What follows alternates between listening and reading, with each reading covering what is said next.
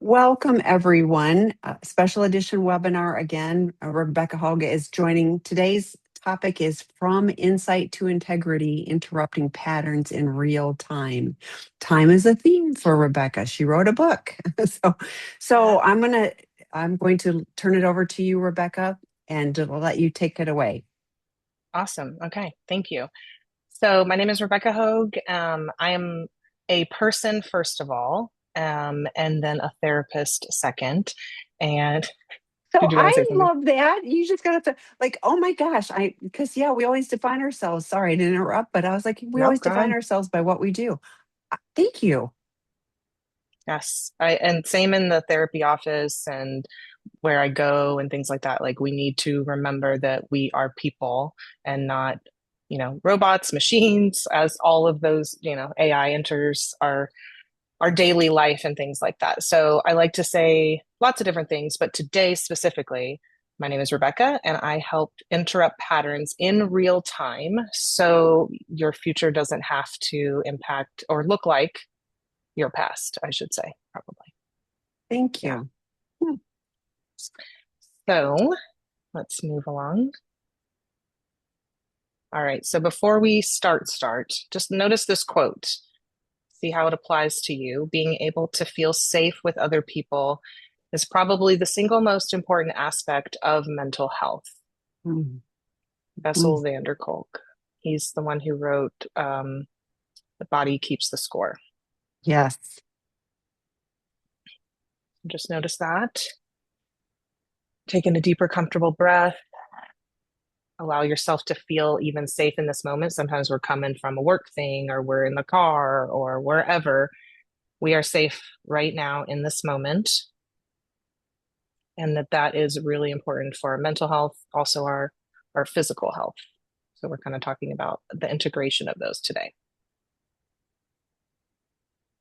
So important clarifier that anything that I'm talking about, I want you to understand that as we're talking about our bodies, the nervous system, our mental state, emotional state, all of that, there is no excuse for harmful behaviors in what I'm sharing. So I don't want you to possibly perceive that. I've done my very best to try to make sure that that is not a message that's in there, but I just want to be very clear and say that. So what I'm doing is trying to explain how things happen and so that we can interrupt that pattern. And as we change a pattern, then that begets new patterns. Mhm. So 1% shift, we'll talk about a little bit today. But if you're in a boat or if you're in an airplane, if you change like half a degree, 1 degree, it changes the entire trajectory. You either miss your target or land on your target. So same for life. I see you nodding. I am. Yeah. Yeah. So yes, I'm agreeing. Mm-hmm.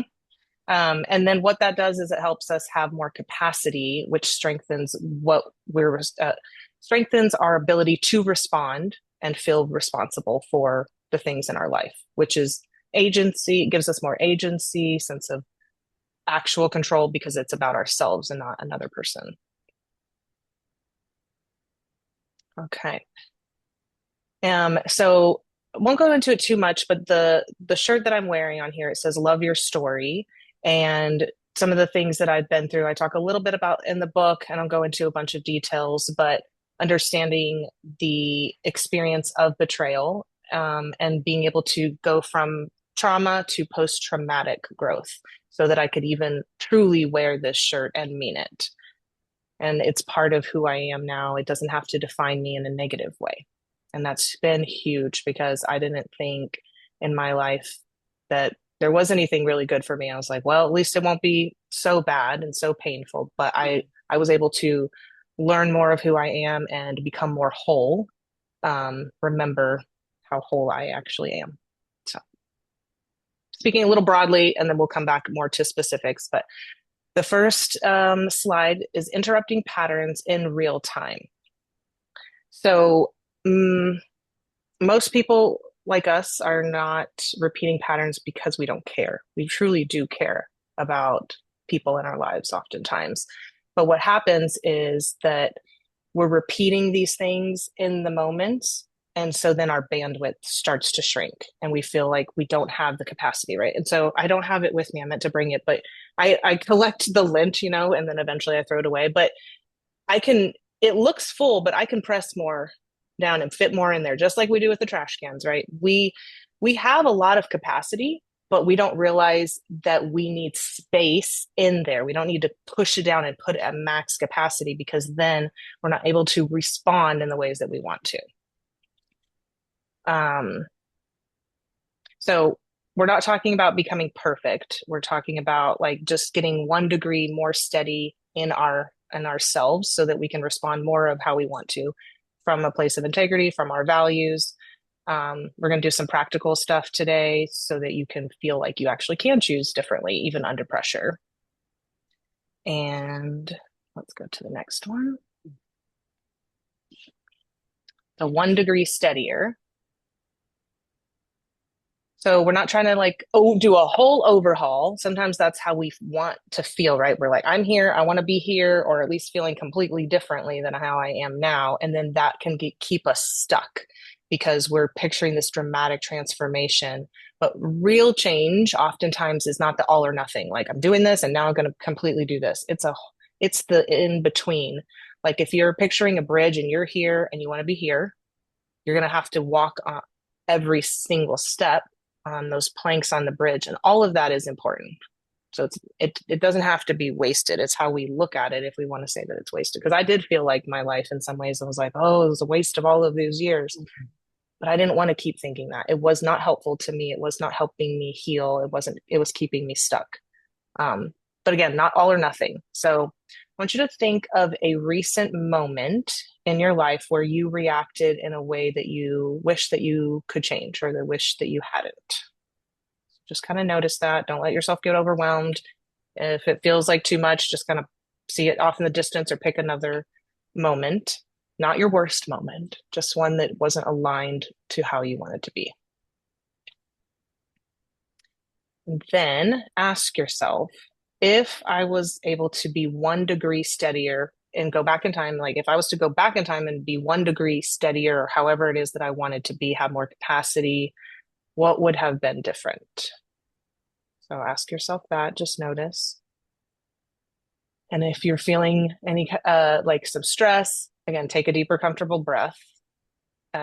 Sometimes a longer exhale is really helpful, because then we're putting ourselves out of the fight flight, and that longer exhales allows us to have more space, and we change the nervous system state from sympathetic, high activation, stress, fight flight, to a little more rest and digest, and then that keeps this part on board. And be able to plan ahead, make decisions, all of that. So we're not looking for different personality, and just 1 degree steadier. So if you feel like you want to share, please put that in the chat. You can keep it as vague or specific as you The chat desire. is disabled on these. You can put it in the Q&A. So you can still get it there. So yeah. Okay. So just remembering that change works in small degrees, and every one of those matter. You're changing patterns, which changes the whole trajectory of your life. And that allows those better decisions that you're wanting. All right. So what is shrinking our bandwidth?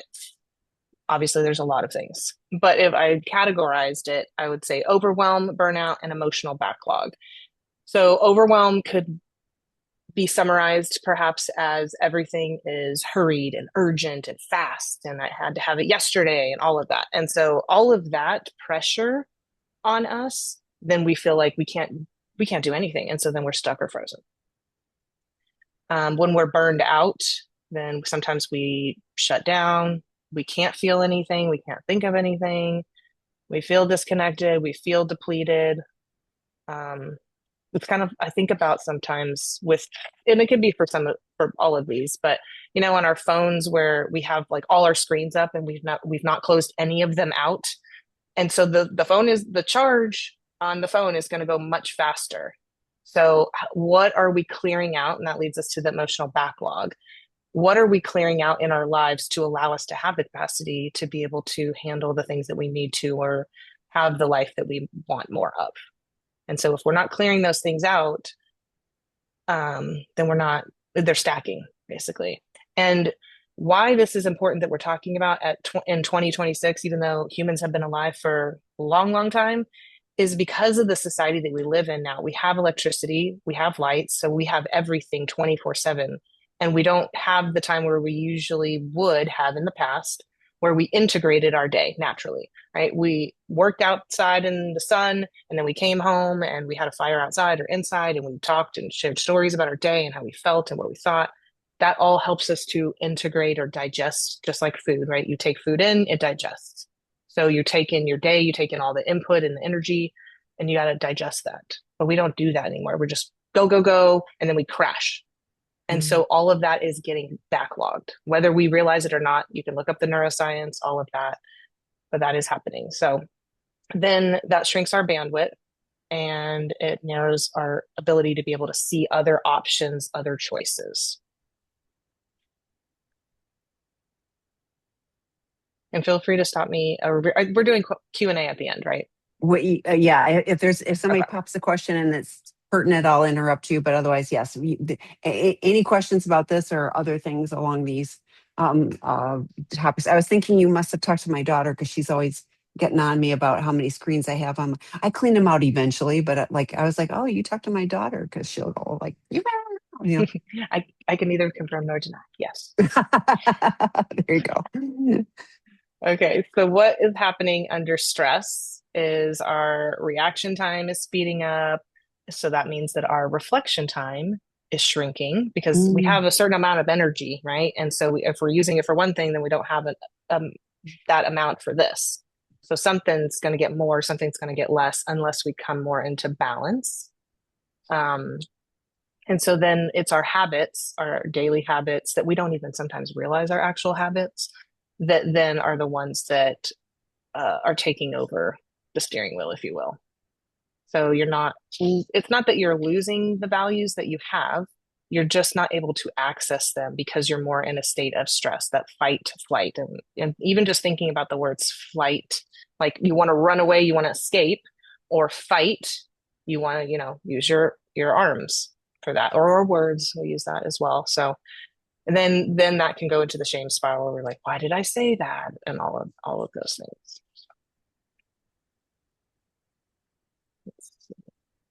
Okay, the clarifier again. It's not excusing behavior, it's just helping us to understand how we work.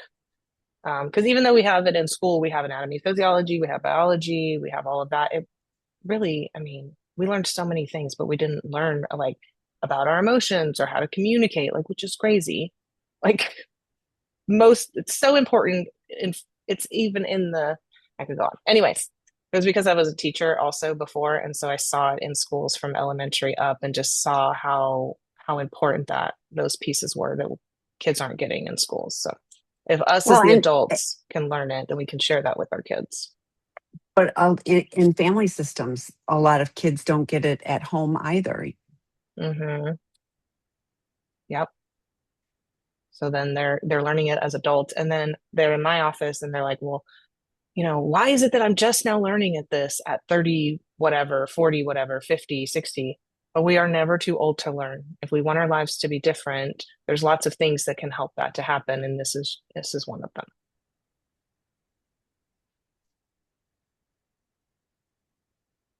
Okay. The integrity gap question. So instead of asking a why, and I tried to find the research article that I heard about a long time ago, that the word why puts us on defensive in the brain, like they did brain scans and stuff. And that has stuck with me. And so I'm like, okay, why did I do that? I want to understand the reason. So you could even reframe it to yourself so that you're not kind of blocking yourself or putting yourself on defense. So you could ask, what was the state that I was in? Was I flooded, exhausted, shut down? And so when you shift from the blame to becoming more aware, then you're moving it to an emotion to data, which is helpful for some people. Sometimes we need to process it first and feel it. But if that feels like too much, then you're giving it some data. You're giving it a way in which you can work with it as you get other skills and build your capacity. So that data we could argue gives us leverage in our own life of what to do. So, because you can't change a pattern that you don't understand, and most patterns are driven by the feeling in our body or the nervous system state that we're in. Am I doing on time? Okay. So, this is one option. There's lots of options. So, if you're like, I don't like this one, totally fine. Google something for yourself, but there's plenty of resources. There's plenty of options out there to say, how do I help my nervous system build capacity when I am terrified of my emotions or whatever it is. If you have a therapist, obviously you can ask them. And then I'll be talking about a program that I offer as well, and we'll go from there. So the 3-breath reset is because back to our values, it's not that we don't have them, but oftentimes we don't know how to access them, or we have let other things come to the forefront. And so it helps us access it when we pause and we breathe. So you can do the inhale, like I was saying, and then do a longer exhale that puts us more in that rest and digest state that helps us feel a little safer. So do that a few times. But it's not just doing that. I think sometimes, we've probably heard people be like, just need to breathe. But like, we can breathe lots of ways.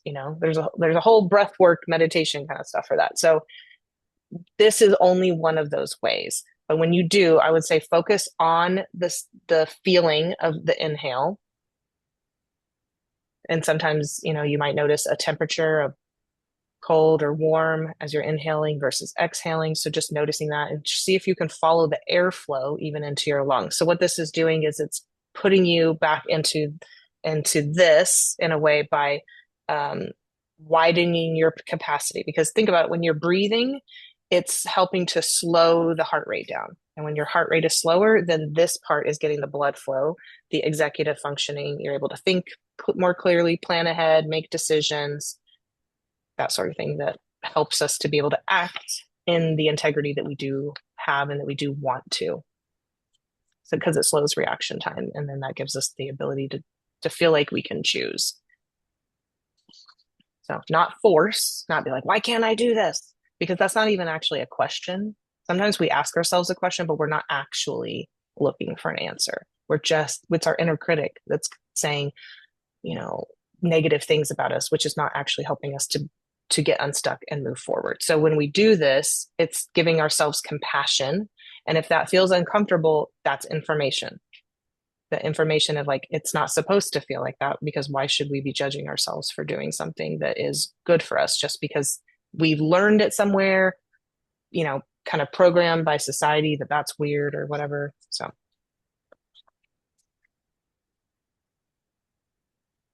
you are completely capable of experiencing wholeness. And I like to say that sometimes instead of healing, because wholeness helps us to focus on maybe that being our goal. Like, I'm not just like, what is healing? Healing what? Healing for the purpose of feeling whole, and that we're not lacking anything. If we're not lacking anything, then we're not going to be overwhelmed. We're not going to be burned out.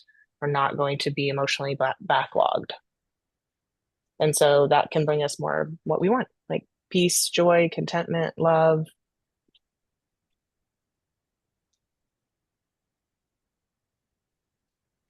So in summary, um, it's a lot of times we understand things, like we have a lot of information. So it's not that we don't know things, but it's hard to when we have like the emotional backlog, to know how to apply what we're learning consistently, especially when we are triggered. And so sometimes it's really helpful to have someone to keep us accountable, whether it's a therapist, a friend, a coach, a group, and that helps us to be able to build capacity, because without it, sometimes we have repeated, and maybe I should have put failure in quotes, because we can view it as a failure or we can view it as an opportunity to learn from. And because if we view it as a failure, then we're stating that there's no hope in that, and that there's nothing good that can come out of that. But there's always something that we can learn from something. And I mean, it's in our world, right? Like plants grow, we grow, all of that. So we're meant to grow. And as we're growing, we're building capacity, and that helps us to be able to follow through with the things that we say we want to do. And then when we follow through, then we're not having shame. And then if we're not having shame, we feel like just more whole and more at peace. We can trust ourselves easier and better, which always feels good. If we have learned to not trust ourselves, our thinking, our intuition is a big one. We have an intuition, and it's important that we can learn to trust that in ourselves. So when we create a steadier system, then we're creating an ability for ourselves to feel stronger in the integrity that we have and the values that we have. So, because stressful things are going to happen in life, right? Like we're going to have the things coming towards us. And for me, at some point, I realized, okay, well, I want to be prepared for those, because otherwise I'm going to be like, oh my gosh, this happened and it set me back. It set me back, set me back. So I'm like one of my clients, I also do therapeutic coaching. One of my clients, stuff has happened to her. She has chronic illness. She's a caregiver, and stuff has happened, and she works through the feelings. She has been building capacity, and she gets back up. And she doesn't mean she's not tired. So if you think about it, we can feel like exhausted and tired and feel stuck, or we can feel exhausted and tired and be like, all right, I'm still going to press through, because that's the kind of life that we want to have. But it doesn't mean that we're not also resting. That's very important too. I have a whole thing on that. But um, stressors are going to come. We need to make sure that we are ready for them. It's just like you would a structure, whether you live in a hurricane zone or a tornado zone, like we prepare for these things in that way. So we need to make sure that we are preparing our structure to be able to handle the stressors that are going on in the present day, future, all of that. And so I would say for this week, to start, notice what's going on. Are you feeling like urgent, flooded, triggered?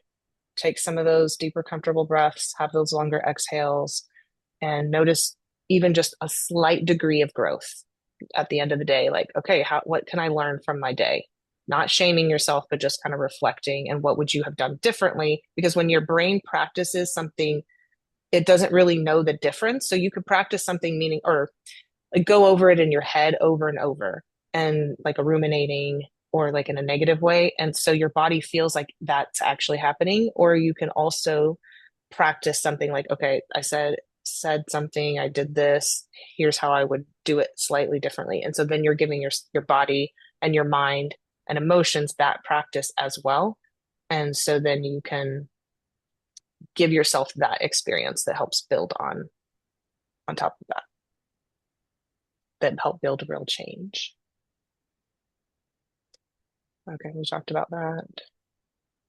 And yeah, so So I was thinking, well, first of all, is a session more for betrayed partners than addicts?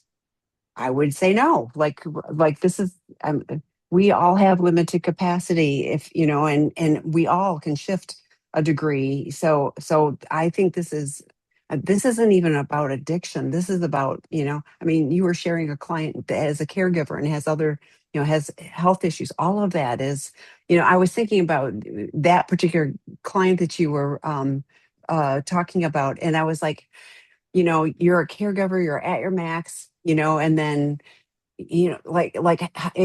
like choosing to have 1% more, like if something else mm-hmm, happens, because I was thinking about the lint, you go, yeah, there's capacity unless they push it all down, or in the trash bag, you push it all mm-hmm, down. And now I've got like, there's no more room, and so, yes, and then somebody wants to throw more trash on, so it's like right, how, breathing is does, and I do breathing exercises. I do find that is kind of an immediate, like, okay, at least I'm back in my executive brain. And I'm the queen of reframing. Like, I really appreciated those things that you're talking about, because I can either be stuck in the negative, or I can go, okay, I'm going to choose to do something that will make a small incremental little positive something, but again, like you said, there are some times when you go, I am completely maxed out, so do mm-hmm. you have any tips or tricks for, like, like I'm at my max and I have to deal with something, do you Mm. understand what I'm saying? Yeah, the first example that came to me is if you have like little kids, right? So you're Yeah, already at max great idea. capacity and they're Yes, like exactly. tugging I on don't you and care. You need or it. tapping on you or whatever and you're just like, and you might pop off and like yell or whatever.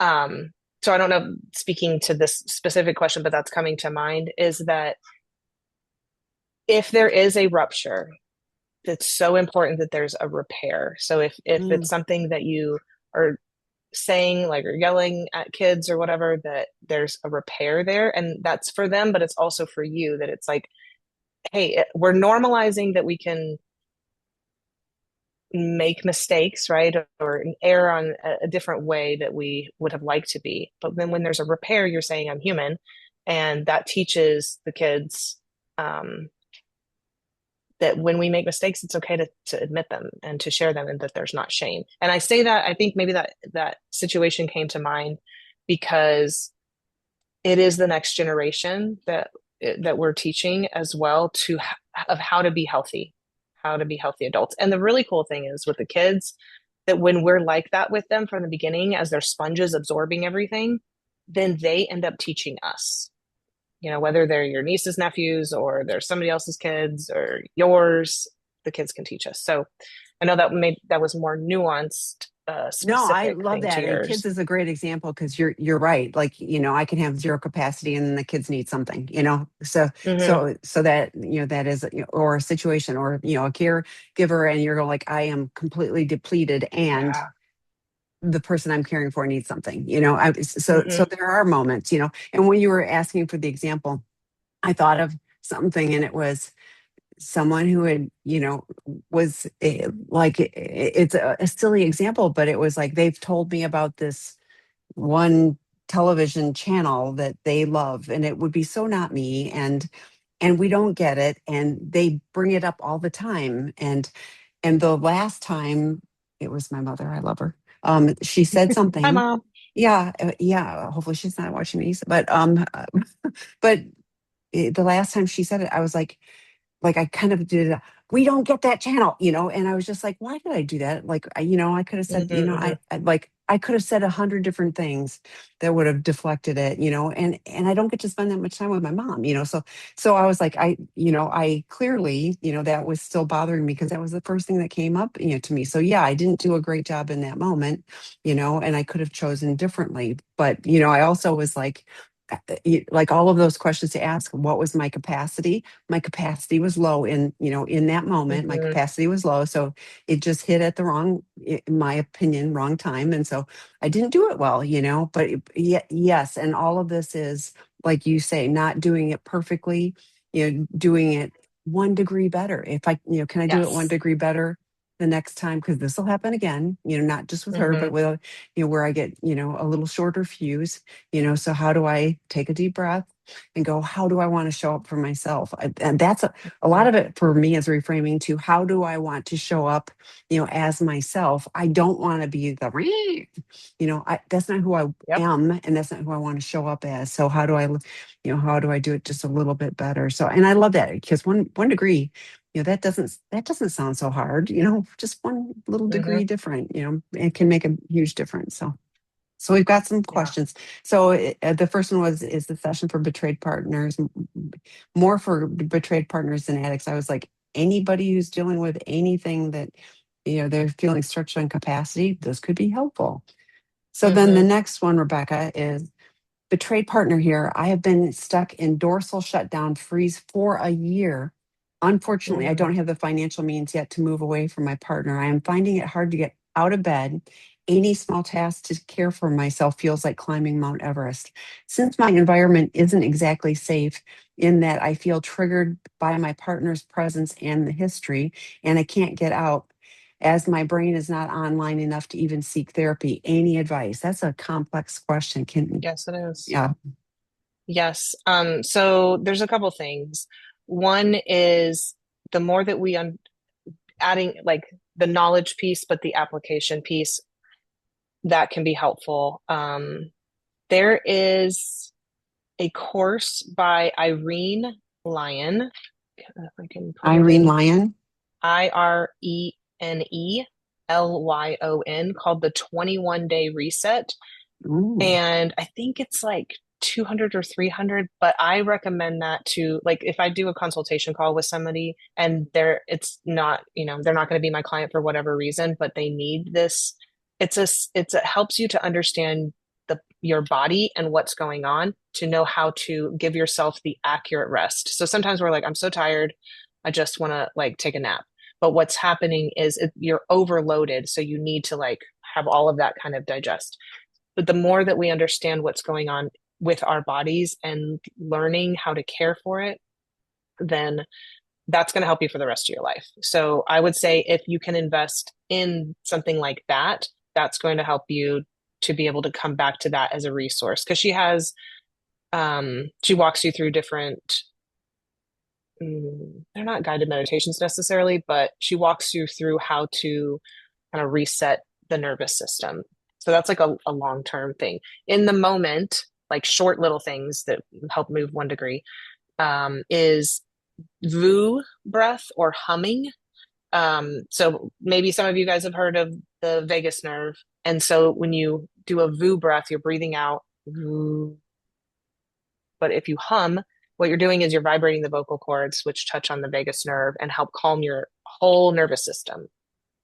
And so that is something that can be helpful, just a small little thing in real time. I'm trying to think of the rest of the things in her question. Well, you can see the questions. Click on Q&A. Yeah, Okay. that's how we do this, Okay, because great. otherwise that's a lie. So yes, please. Very Yeah, smart. yeah. Okay. So while you're reading, I pulled that up and improve your focus and attention, raise healthier, happier kids. She talked about one of them was digestive issues. I was like, oh, I mean, of course, with Yes. with our nervous system dysregulated, like you said, Bessel van der Kolk, the body keeps score. Yes. Everything gets, you sleep better through the night. So this is definitely a great resource. I appreciate you sharing it. hmm And it's something that clients will do in between sessions too, if they have like a budget and they're doing this or this. I'm like, we come up with a plan, and that is oftentimes one of those things that they can do in between sessions, because I want to work myself out of a job with everyone, right? We I, are all fully capable. And so we can learn those things. And I didn't just learn them from being a therapist, I learned them from being in therapy and then becoming a therapist. And, it took time. I would say the biggest thing for this question is to not give up, to believe that you can feel safer a, a little bit more and a little bit more. And so not giving up on that. Let me see what else I wanted to say. So, do you have any suggestions while someone's living in the situation, like kind of that reframing? Well, I'm curious, like would it be today? I'm going to do one thing that will help me feel just a tiny bit safer. Is there like something practical like that? Because to me, it Mm-hmm, feels like then I'm focusing on I'm going to choose to do this. All that stuff is still going on, but I'm kind of moving this direction, and then I might go, yeah, I feel 1 degree safer. mm-hmm. Sometimes, like, I don't know for this person necessarily, but a lot of times what gets lost is enjoyment of anything in life. And so then it just Oh, adds to true. feeling hopeless. So if there's even like, clients are like, I know it sounds stupid or whatever, but I play a video game, and I'm like, why are you shaming yourself? I'm like, what is the video game doing for you? And so what they were doing is they started using, initially it was um like to avoid, to numb out or whatever. But then they're like, oh, I need to get these things done, but I want to reward myself, because we are very like dopamine driven, especially in our society, right? Everything like I can get, I can scroll and I'm getting dopamine. I can go get this fast food, I get dopamine, I can whatever. So if it's something that you enjoy, even if it's like a little game on your phone, notice how you're using it. Are you using something to numb or avoid? Or are you using it to like enjoy, or if I do this thing, then I'll play this game? So just kind of noticing what's happening for that shutdown freeze, and what does your body need? Oftentimes it's pacing and moving, yourself in between different nervous system states. Otherwise, it just kind of gets locked in a little bit more. Um, and then I know you said my brain's not online enough to even seek therapy. So I do think the somatic stuff will be really helpful, to not overwhelm the nervous system anymore.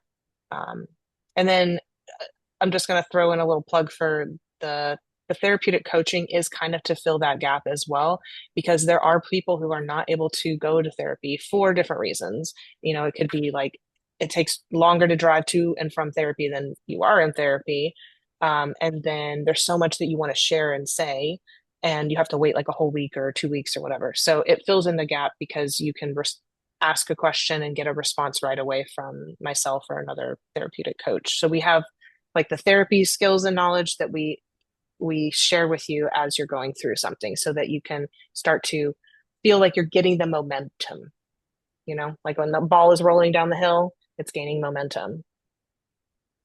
And to your point, therapy and coaching, are very different things. And coaching, and what I hear you also saying is, we're going to give you some things to do that will help in this moment, which is Mm-hmm. like can be the lifeline for someone who's really struggling in Yes. that moment. So even if you have a therapist, you can still plug in with a coach. Even if you have a Mm-hmm. coach, you can with coaching, it's very specific, and there's a lane that you don't want to go outside of. So then you absolutely would want to refer the client, also for therapy. But a collaborative relationship, can be really helpful. I hear finances on this one, so I would say find the things that help. We have lots of free resources. This will be posted. We have lots of people that listen to our podcast or are watching the videos. Mm-hmm. Some of them are like just the kind of the repetition of like, oh, there's that voice, that like they're gonna help me know that it's gonna be okay, that there's a plan. Yeah. Whatever, find the things that you can plug into. One of the things that says, because I've got that, it's scrolling across my upper screen, but it says feel safer in your own body. And I thought, wow, that's a great place to start, Mm-hmm. of like, I'm going to feel safer in my own body. Mm-hmm. That can help me go, oh, I'm okay in this moment. So okay, so then the next one is, let me hit done on this one. I betrayed my wife with porn, lies, cheating behaviors, etc. Thank you for sharing the thing about why lead to defensive reactions. This explains so much. So validating. My wife needs to understand and deserves answers and should be able to ask why. Being able to reframe this within myself is such a helpful tip so that I can show up for her better. Really great talk. Hopeful for change and growth. Thank you. So that's more of a comment, but do you have any comments on that? Mm-hmm. I appreciate your being here and being real and recognizing, um, like you're taking that responsibility, and I hear you seeking to understand your spouse so that you can be more present for yourself and for her, and for healing. So just, I guess, an affirmation and encouragement, like you're here, you're showing up, and you responded. So Yeah, you're already on yeah. your way. And every partner wants to know why, Hmm. and I tell every partner, you would never do this stuff, so it'll never make sense. And especially early on, for the betraying partner to have a why, again, they probably don't really know. And I've shared Hmm. this, like some of the why for me, I've been in recovery for decades, and some of the why has come to light in the last, 8, 10 years. Hmm. Interesting, but it didn't keep me from being on a recovery path. Right. So as and as Rebecca shared, as you're continuing to do this work, more of the why will be revealed, but there's always, brokenness. There's always, something, that where this was a maladaptive coping mechanism, Hmm. that worked but didn't, and so, but I really do focus on, what do I need to do now and how do I move forward, rather than just Dr. Robbins said too, it's like I could play a reel of film and you could see all the whys and it won't change Hmm. anything. So we were just talking about coaching, and coaching is how, here's where we are now and how do we move forward. And that, Hmm. that's that 1 degree, maybe even 2 degrees of like, okay, there's a little shift here and we're going to pursue this Yeah. path. And yeah, some of that why will, come out, in layers. I want to share one thing to what you were Please. saying. When we were talking about the kid example, if like we just yelled at them and there's a repair, we don't need to, we could say, and there's nothing wrong with necessarily saying like, I was feeling really overwhelmed or I was, so that they can understand it's not about them. Um, but not as an excuse, right? Like I was just Right. feeling overwhelmed, but Yeah. we could say like I was overwhelmed, so you're taking responsibility, and then there can be the repair, so that can be the what you're going to do and how you're going to do it. Hmm. And so that's huge. I mean, a lot of what we hear as counselors is stories, and in those stories are oftentimes underneath, if we're really listening, there's a hurt, there's an emotion, there's a fear, there's a belief system, and we're all wanting a lot of the same things to just enjoy life, and Yeah. how we're going about it is sometimes helpful for us and sometimes not helpful for us. And then it's oftentimes not helpful for somebody else if it's not helpful for us. And so what do I want to do about it? We don't have to know like fully the reason, but like, what do I want to do about it? Start doing those things so that you have build capacity, and then you can address the why so that you're not continuing doing it.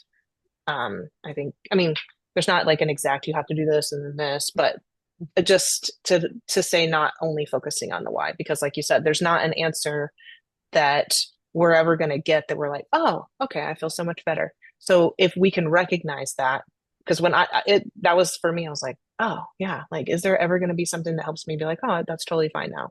No, I want to feel better. I want to feel better. And what is causing me the most distress? So then I needed to look at that, what was causing me the most distress, and what did I want to do about that? Well, and the why is usually out of fear, or is there something wrong with me? If I know why you did that, then we can prevent that in the future. So the fear of like it's going to happen again, Yes.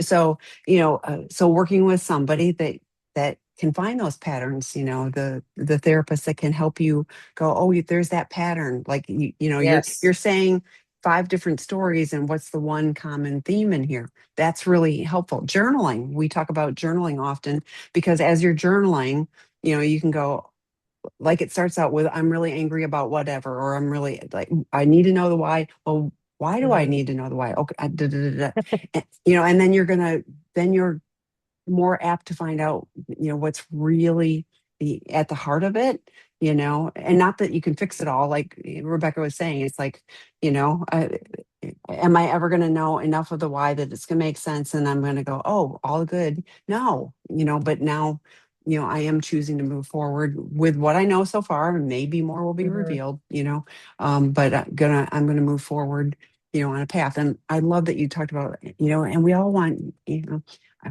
I believe we all want joy and happiness. And there are people that choose to get, and I say choose to get stuck. I'm not saying, like, because if Mm-hmm. you've been on this journey for, several Yeah. years and you've been handed a bunch of tools and you're you're still in the I'm going to be rageful at that person. I'm going to name call that person and all that. To me, then that's the roadblock. So, but gosh, we sure want to help people find healing and moving forward Yeah. And it and is joy. possible. It Yes. is very much possible because I mean, I had somebody this week who was like, I just want to be angry. And I'm like, fair. I'm not going to take that from you. Like, let yourself feel the emotion of that because anger is a good thing. Like, and I think Hmm. I do a lot of internal family systems parts work. And that's been a whole lifestyle change for me to think about myself in that way. It's, it helps us to understand like we're so complex, but we don't have to be feeling so complex because the more we Hmm. understand our complexity, the Yeah. more we can simplify it and be aligned with ourselves. And I forget why I was saying that. There was something you said that made me think of it, but maybe it'll Well, come back to to your point, and we do have a betrayed partner IFS me. Mm, themed drop-in group free. that's That is awesome. on Wednesday morning, so check that out. Um, and now I just forgot what I was like going to tag on to something you said. Oh my gosh, we're having those moments. That's okay. And one of us Maybe will we're think of meant to move something. forward right now. Yes, okay, we will. What if someone is in freeze in their body, but fight, flight in mind, Mm, catastrophizing and absolute thinking, I will never get out of this. My life is over. Feels like I'm spinning my wheels in terror, but going nowhere. Oh, yeah, the word terror I says a lot hurt. right there. Yeah. Yeah, yeah. Uh, Okay. So, so what are your thoughts if you're in the body in fight or flight, but also in the this is this is so awful. So yeah, like I'm sensing like what you're saying is like the mind is doing something different than the body, and they're trying to like talk over each other. They're not speaking the same language, something along those lines. Yeah. So this makes me think of parts work because sometimes what's happening is like different parts of you are activated at the same time. So there might be a protective part that's frozen and saying, don't move. If we move, it's going to get worse. And then there might be another protective part that's panicking and says, do something. We're not safe. And so they both want the same thing. They both want safety and peace and calmness, but one of them is doing it in one way and one of them is doing it another, and it's different. So then they're butting heads. They have different strategies basically. So instead of fighting the thoughts, it is saying something like, I see you, and maybe going into the Mm-hmm. IFS group. This could be a really good question for that, Mm-hmm. actually. So I see you out loud or in your head. To that panic part, you can say, like, I see you're scared.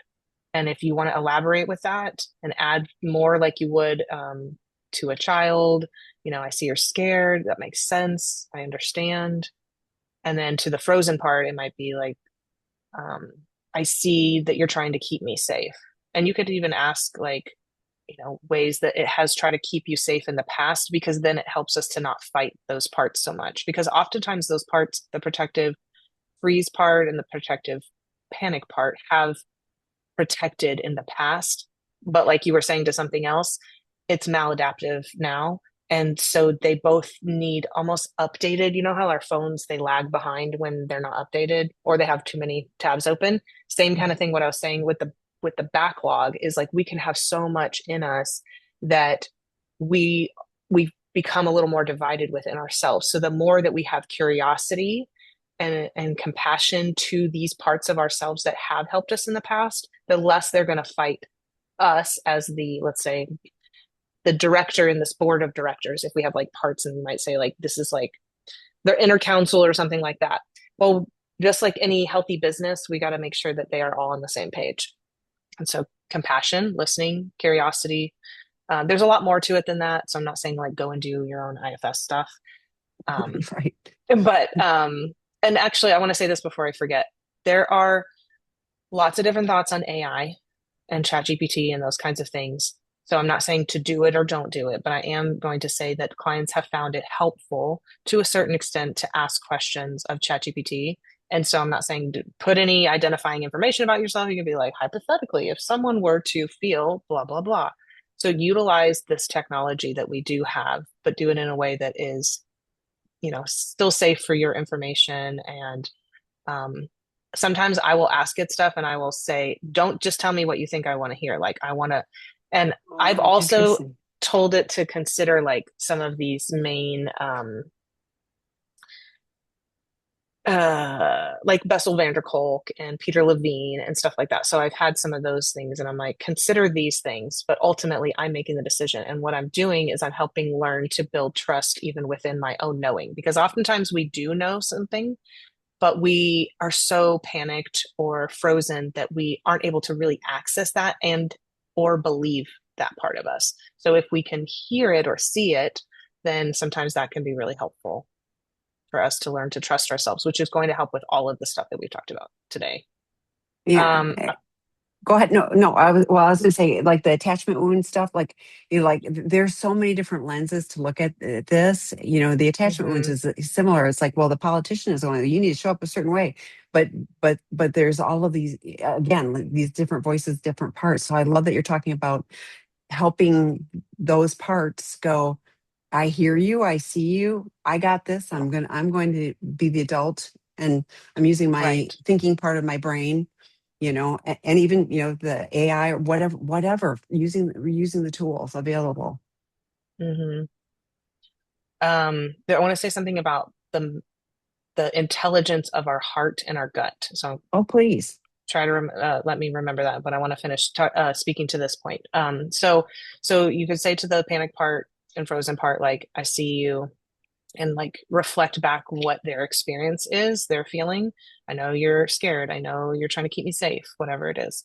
So you're not trying to make them disappear, but you're letting them know that, they are not alone, because oftentimes when I do this kind of work with people, those parts will say, like, they feel like they're doing it all by themselves and they're exhausted. So when you are aligning with yourself and those emotions that you have, and you are connecting the thinking to the emotions, now you have a dialogue going that's more productive and helpful. So again, our goal is not to eliminate parts, but help them feel less alone and less extreme.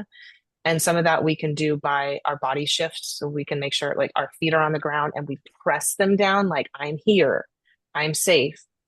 The longer exhale, look at something, use our senses, the five things, like what you can see, hear, smell, taste, touch, those kinds of things can be really helpful, because when we acknowledge parts of ourselves and our emotional parts, thinking parts, whatever, then oftentimes they're not so hardened and they're, like, easier to work with. And then you get more access to the adult, mature self.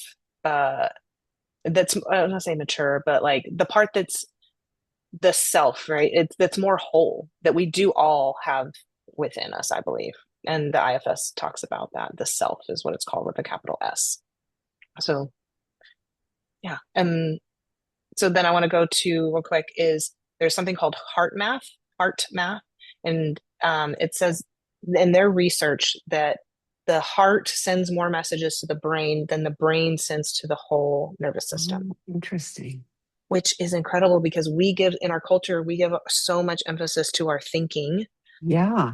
But our heart is the one that's it there. And also in heart transplants, there was a guy who studied people who were the recipient and whose family of the person who passed, whose heart it was. And what they found is that the person who received the heart were having dreams or visions or memories or change of personality that were reflected this person, either how they died or how they were living. So there's memory neurons in our heart. So it's so important that we are aligning our thinking with our heart. And then to our gut.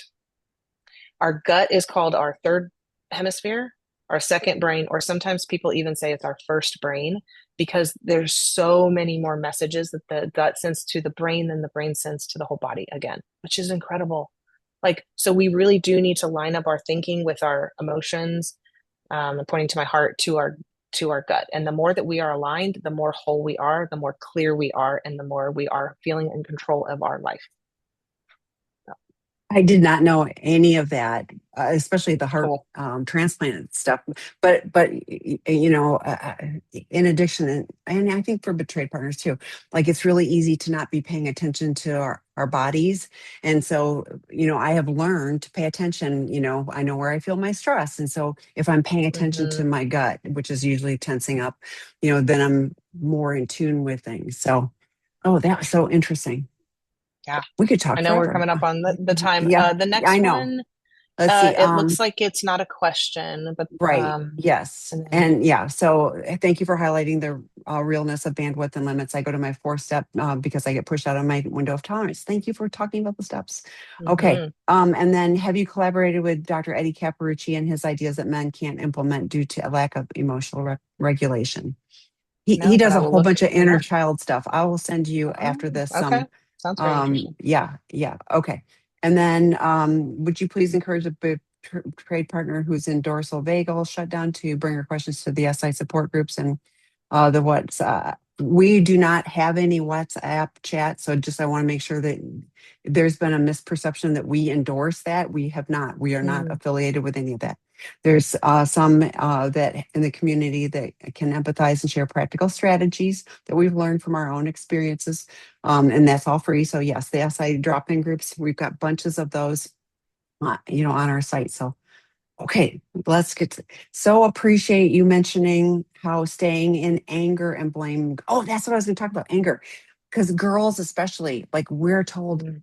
anger is not a good thing for girls. And so being learning to, like you said, anger is good. So okay, how to stay in anger and blame keeps us stuck. I know it's disempowering, but I can't get out of the spinning and rumination, rehearsing imaginary conversations. How could they do this? I will say this, and badly wanting to explain to my partner how they've impacted me and wanting closure and permission to leave. Any videos on blame keeps it. There's one on resentment. I'm going to go quick pull that, but while Rebecca, wrong thing, while Rebecca is talking about, but we did one. Angela Spearman did a really good one on resentments, and I have a feeling that may be a little useful for you. But we talk often about the rumination, and Becca did talk about some things to do, but when you're, like the breathing and grounding your feet and things like that. So Mhm. other ideas? Um, Before answering the question about the videos, when you were reading it, I think the one of the things that I see in working with partners, and that was for myself as well, is I don't think I fully understood the impact fully, right? It was like it was Yeah. so much that, like, so those questions coming back to myself of like, what is the impact for me? And like it's almost Mm. like the impact letter. I don't know Yeah. if Seeking Integrity does that, but the impact letter being really writing out how has it impacted you in all these ways, because sometimes we're looking for someone only outside of us to validate us. So if there's like a trauma, I put it like this, there's a trauma circle and it's not fully closed, and so we keep going in and then we keep getting shot out, and so the loop never closes. And a lot of times what it is um there's something in us that is seeking for someone to heal us outside of ourselves. And of course we want that, right? Like, and if we never get that, whether they have passed or rejected the relationship, whatever, can we do that for ourselves? Is there a wound somewhere in this? If there's like the fear of abandonment, those kinds of things, a lot of times they do go back to younger ages of us. And that is not saying that would not bother anybody. It definitely would, but it is compounded from the experience that has happened earlier in life. So when I help heal that in myself, or others go back in time and visit those younger versions of themselves, like the Eddie guide does, it sounds like, game changer. And people are like, this is so weird. Like, how does this work? And if you look at some of the quantum physics It stuff, some of the does. Yeah. conversation too about Yeah. past and future, it's very interesting. So, Yeah. We are out of time. Great stuff. You got to come back. yes, I would I'm love going to to. send you some Eddie stuff. Thanks everyone. This will be Thank posted you on our guys so website. much. Bye.